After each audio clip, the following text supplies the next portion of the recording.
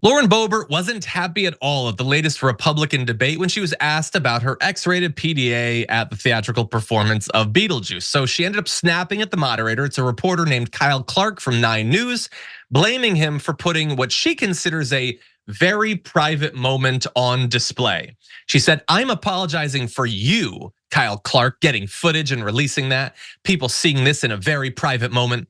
You were saying how disgusting it is to record someone without their knowledge, and you did that very same thing in releasing the footage." Well, no, he didn't. He didn't tape it. It was surveillance footage of the place. He released it. It's an issue. You can have an issue with it, but he didn't tape someone without their consent or whatever. More important though, it was a very private moment in public. That makes it, Congresswoman, a very public moment, actually. That's the difference between public and private. One happens in public, one happens in private. And when doing certain things like groping people, you should know which of those two moments you're currently having. Hey, I'm glad you're here. Listen, in order for the damage report to keep on going, we need viewers like you to become a member on YouTube. Can you click the join button on YouTube today? Thank you.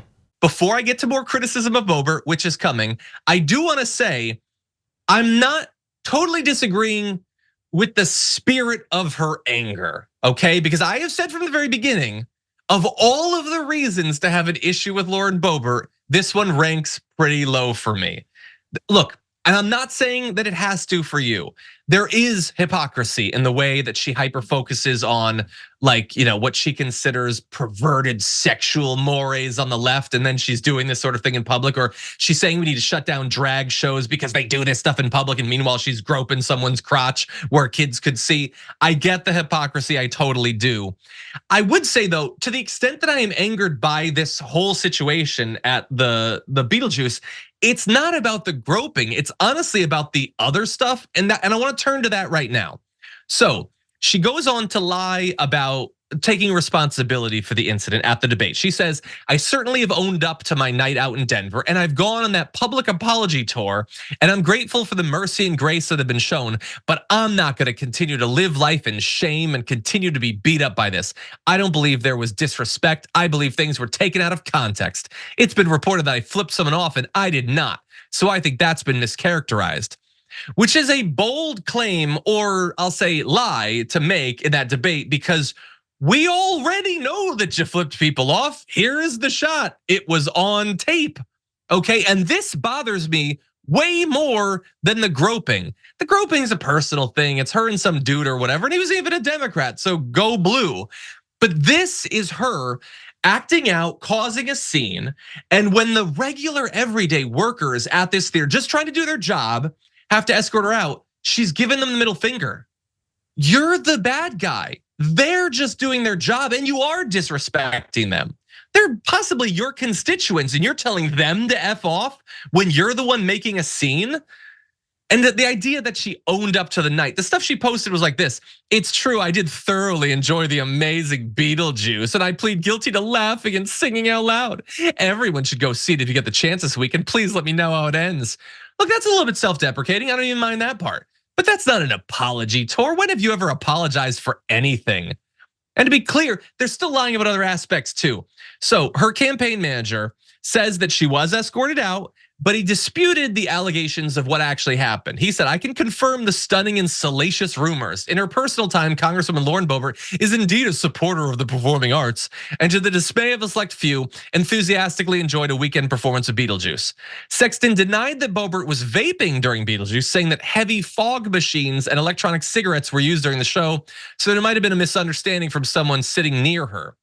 Okay, but they were caught on video. She was vaping. She was 100% vaping. There was no fog machine that was causing it. And then she put out this thing saying, "I genuinely did not recall vaping that evening." This was right after it. What are you talking about? You don't remember? When I discussed the night's events with my campaign team while confirming my enthusiasm for the musical. Again, I don't care whether you liked the musical. I cared whether you were breaking the rules. She said, "It was not my or my campaign's intention to mislead, but we do understand the nature of how this looks." And I want you to remember, the groping is one thing, the flipping off is another. None of that is the worst thing. The worst thing was the vaping, not objectively because she's vaping or even that she's lying about it. When she says we understand the nature of how this looks, do you remember what actually happened? On tape, she was asked by the woman sitting behind her to stop vaping. And she said no and kept vaping. That woman was pregnant. By the way, she was totally in the right. You're not allowed to vape. So it would be bad enough if anyone asked you to stop vaping. But you're telling one of your constituents, a pregnant woman, to go F herself, basically. Yeah, I understand how bad that looks. That is way worse than the groping. It's worse than the middle finger because it paints an accurate picture of who she is as a person. When she was escorted out and she's saying, do you know who I am? She is, do you know how I am in human form? She thinks she is such hot stuff because she's a congresswoman. I can get away with it whenever I want. I can tell people to F off. You can't smoke. I can smoke in here. I can do whatever I want. And she didn't take responsibility. She fled her district as a result of that. She went and ran in a different place because she knew it would be tough here. No, responsibility would be actually apologizing in general and to the specific pregnant woman that you were messing with at that time, and then actually trying to win the support of your constituents, not fleeing to an easier district. She doesn't take responsibility for anything. And so do I think that people should be bringing up the hand stuff for the rest of her career? No, I don't think that that's necessary. But she should definitely not live this down until she actually takes responsibility.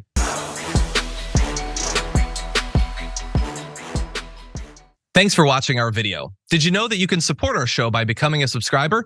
Just click the subscribe button and also ring the bell so that you get notifications when we're live or when we post new content.